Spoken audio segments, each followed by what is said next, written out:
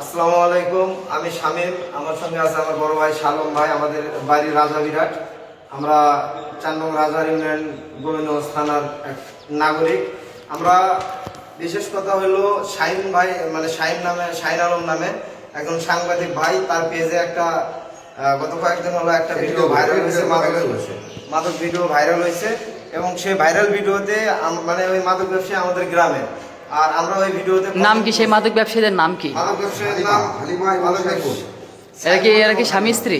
না, ওনারা হচ্ছে ভাই বোন, ফ্যামিলিগতভাবে মাদক ব্যবসায়ী, কিন্তু এদের কাছে সবসময় এই মেয়ে দ্বারাই মালটা বিক্রি করে, মাদকগুলো বিক্রি করে। আচ্ছা, কি কি ব্যবসা, কি কি ইয়াবা, কাফেন্টা, আবার হচ্ছে ফেন্সিডিল, গাঁজা তো আছে, গাঁজা বস্তা বস্তা ওদের কাছে।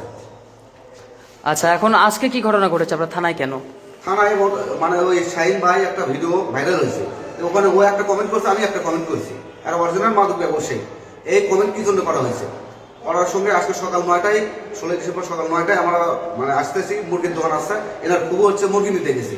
এই মুরগি নেওয়ার জন্য খারাইয়ের সঙ্গে তো ভাসছে কি জন্য এখানে কমেন্ট করছি।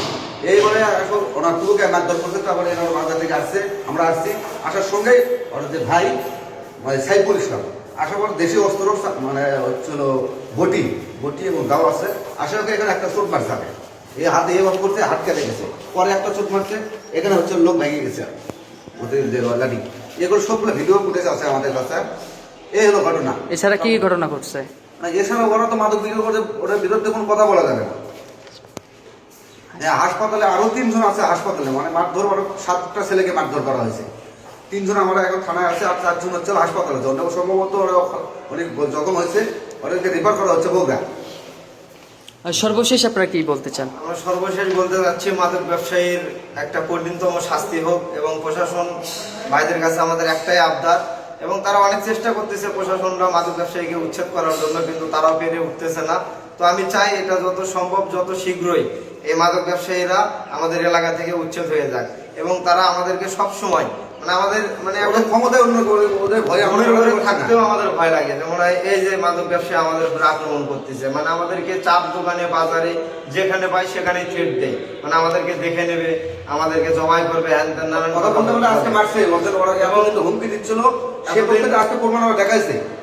গত 13/12/2025 আমার বাবা একটা থানায় অভিযোগ করে গেছে, আমার বাবাকে মারতে চাইছিল।